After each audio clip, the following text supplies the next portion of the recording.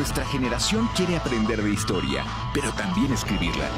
Queremos hablar de política e incidir en ella. Queremos escuchar, pero también ser escuchados. Foro 89.5, con Paco Vallejo y Manuel Galván. La historia es nuestra y la hacen los pueblos. ¿Qué tal? Muy buenos días, bienvenidas, bienvenidos a Foro 89.5, esta mañana del 28 de marzo del 2024. Como siempre, un gusto llevar una emisión más de su programa e invitar a que participen con nosotros como cada jueves. Este y el siguiente programa estarán grabados, pero con mucho gusto, regresando de vacaciones, les damos lectura a sus mensajes. Muy buenos días, Manu, ¿cómo estás? ¿Qué tal, Paco? Muy buenos días, gracias, un saludo a todo el auditorio. Muy bien, pues, ¿qué tenemos planeado para el día de hoy? Pues el día de hoy vamos a platicar sobre ya casi este mes que se completa de proceso de campañas, analizar cómo han empezado las candidatas y el candidato para la presidencia sobre todo ahorita que ya están vigentes ahora sí, las candidatas tal cual, después de todos los procesos y previos procesos que hemos estado platicando, cómo iniciaron, ya ahora sí platicar sobre las propuestas, analizar lo que hay en cada uno de los cuartos de campaña. Y sobre todo, qué tanto se han movido los números o hacia dónde va el proceso electoral, ¿no? Y qué es lo que ha tomado la agenda.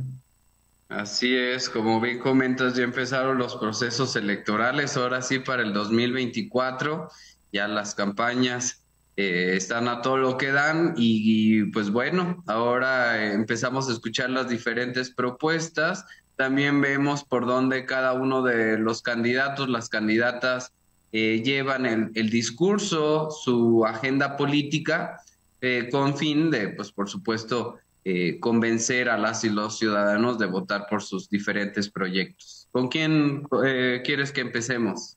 Pues vamos a empezar como por el horario que arrancaron, directamente es por Xóchitl Gálvez, ¿no? Que es interesante dónde empieza, cómo empieza y lo que va realizando durante el proceso, para continuar con Claudia Sheinbaum y terminar con Jorge Maínez.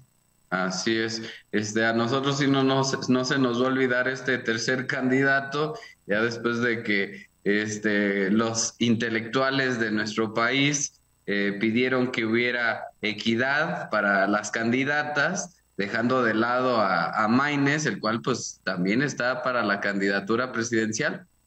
Sí, y esto que comentas es bien importante porque es como lo último que por ahí se estuvo discutiendo respecto a un grupo de intelectuales de ciertas agrupaciones en la cual buscan que haya equidad en los espacios. Pareciera que no tenemos un instituto que al día de hoy está pagando a trabajadores para estar vigilando y escuchando cada programa de radio o cada programa noticioso sobre todo, tanto de radio como de televisión, y estar marcando minuto a minuto cuánto tiempo hablan de uno y cuánto tiempo hablan de otro para finalmente entregar un reporte.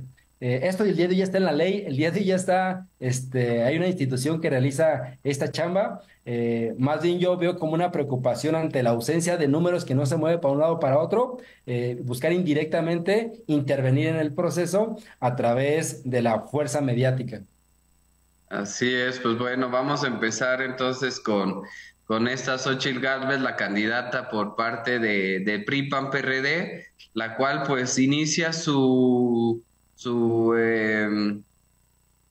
pues este proceso en Fresnillo, Zacatecas. Sí, correcto. Después de que estuvieron como discutiendo y analizando en qué lugar, finalmente creo que la columna vertebral de su campaña, y muy bien atinado, creo que desde mi punto de vista, es criticar al oficialismo sobre la inseguridad.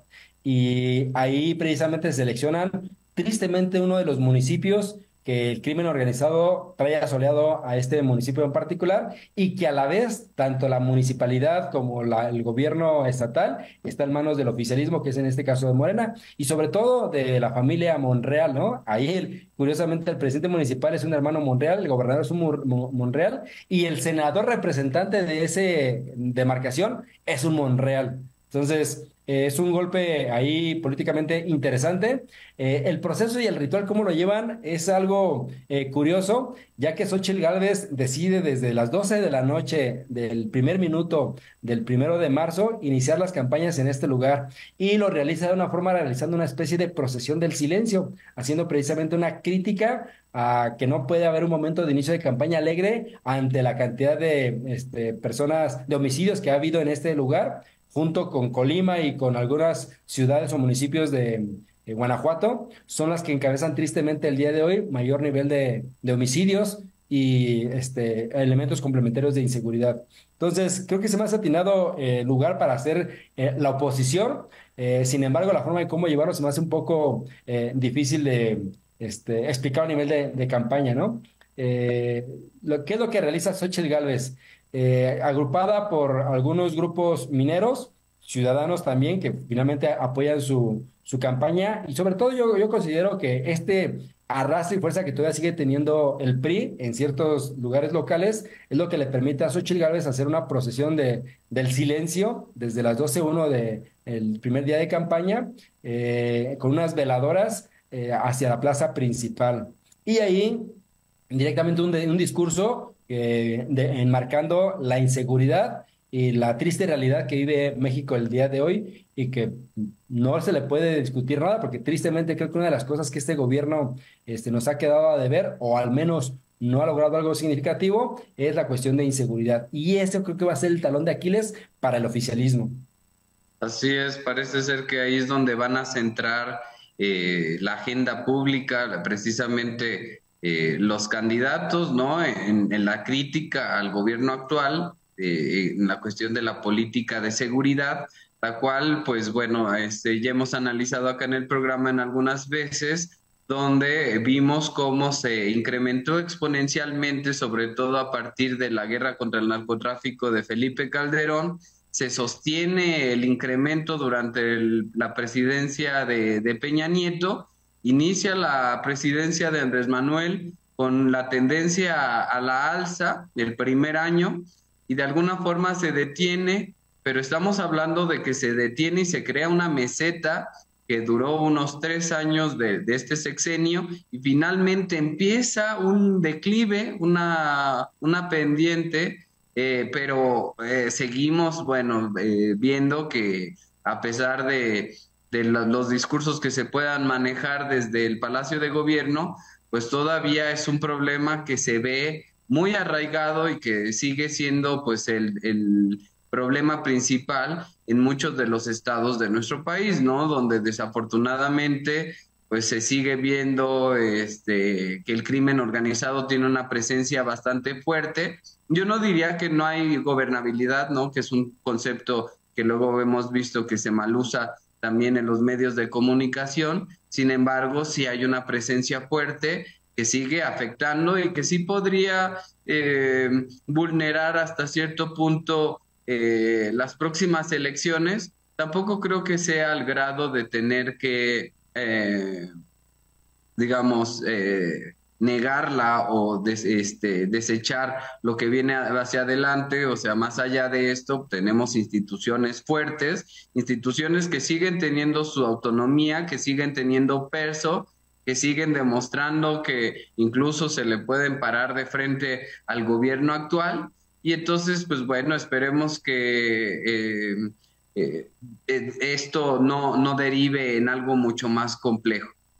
Sí, tristemente, además de ser el discurso y la agenda que va a estar manejando la oposición, desde lo mediático hasta el lado sincronizado de todos los que están en los debates, la columna vertebral, de hecho, ahorita podemos escuchar de forma frecuente la frase "Un México sin miedo", ¿no? Ese es como el eslogan de la campaña de Xóchitl Gálvez y que es interesante, precisamente apuntalando a lo más criticable que puede ser al oficialismo. Y coincido contigo, o sea, no podemos hablar de que México esté a nivel nacional en una situación de ingobernabilidad y de inseguridad totalmente. Pero a la vez no podemos también negar que se ha agudizado la situación en ciertas regiones. El claro ejemplo de ello es Guerrero. O sea, Guerrero se está viviendo una situación crítica y sobre todo que a la par, no solamente en el discurso de la oposición, sino que a la par de las campañas ha habido acontecimientos o hechos que precisamente empiezan a sustanciar y a evidenciar este discurso de la oposición. Entonces, esos dos elementos puede ser que jueguen un papel importante precisamente para que empiece a moverse la balanza de preferencia electoral, que hasta ahorita, al menos los números, no ha movido mucho, ¿no? O sea, han sido 1 o 2 puntos de arriba hacia abajo, semana a semana, pero no ha habido un cambio significativo.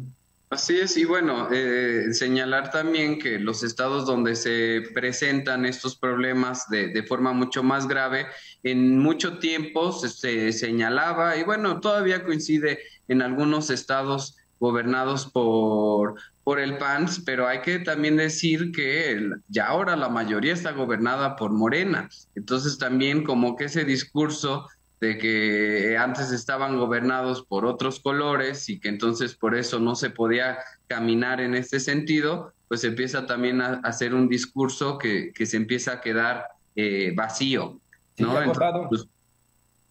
Totalmente.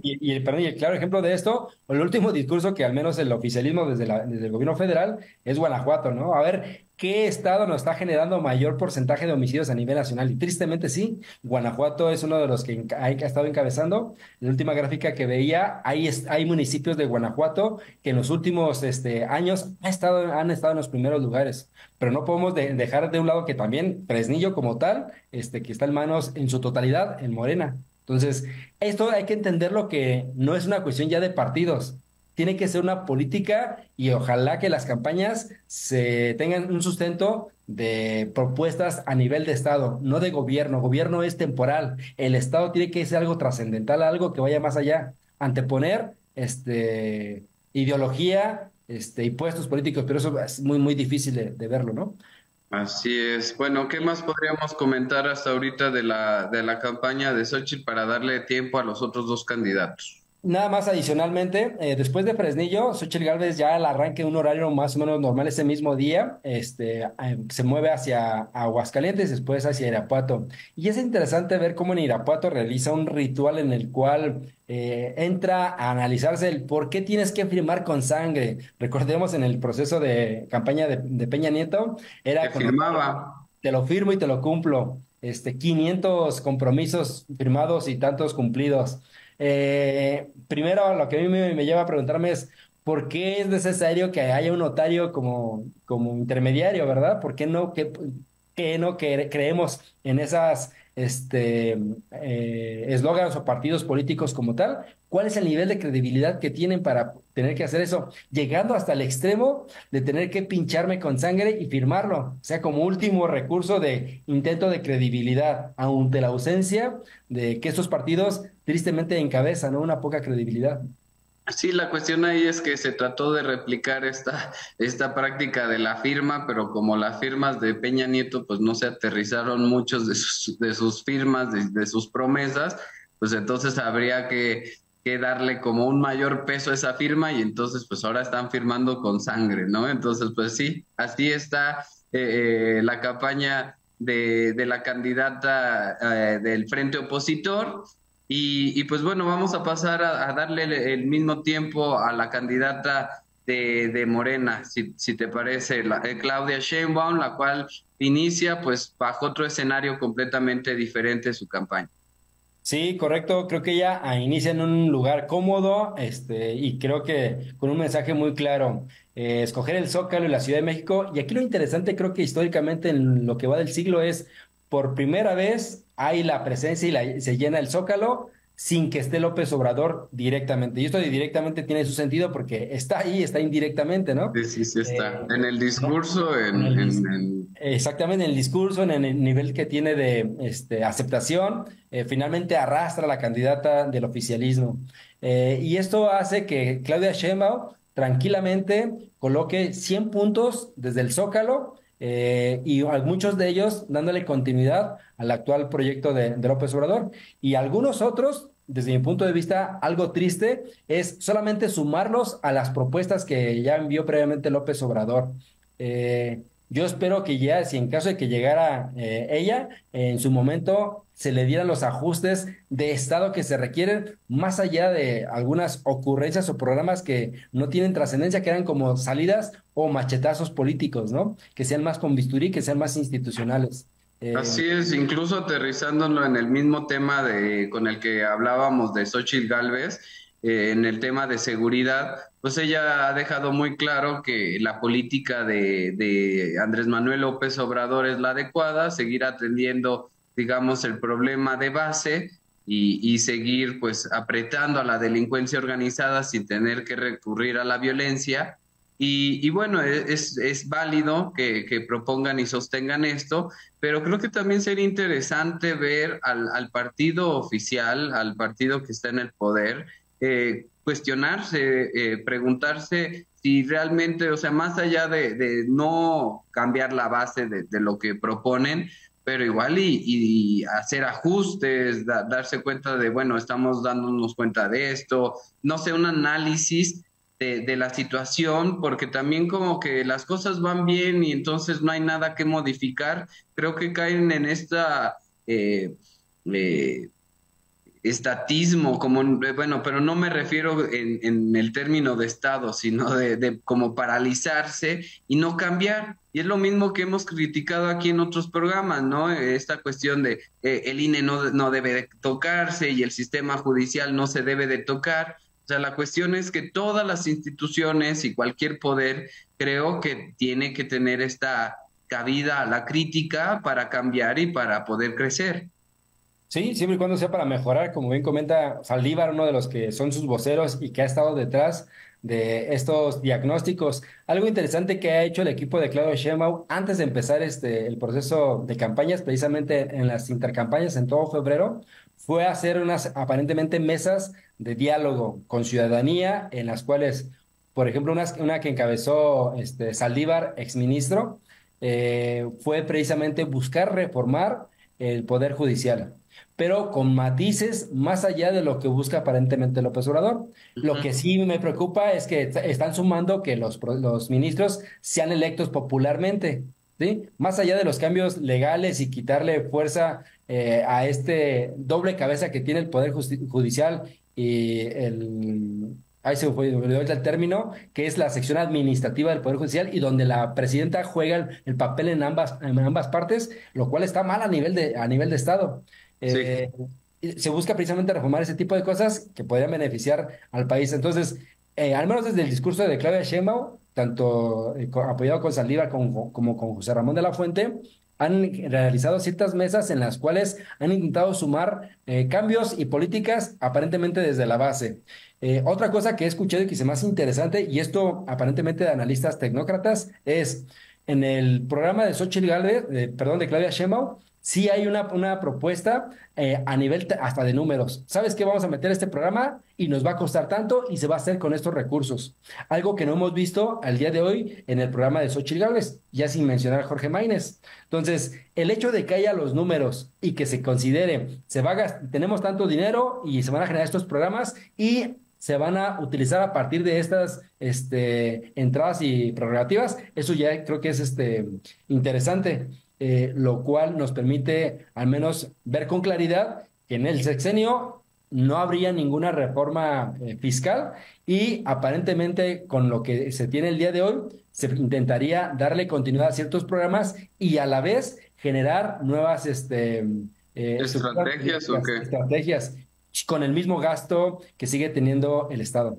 Sí, y bueno, por último, nada más hay comentar que uno de los argumentos para también levantarse el cuello por parte de Claudia Sheinbaum es que ella es la única que tiene experiencia en la cuestión de seguridad, que también hay que decir que es una realidad por el hecho de que ella ya gobernó a la Ciudad de México, ¿no? Entonces tuvo que atender esta situación, cosa que la senadora Xóchitl Gálvez no tuvo jamás esa responsabilidad y pues Maínez tampoco lo ha vivido. Entonces, de alguna forma, de esta forma, rebate ante las críticas que se le han hecho por proponer continuar con la misma política.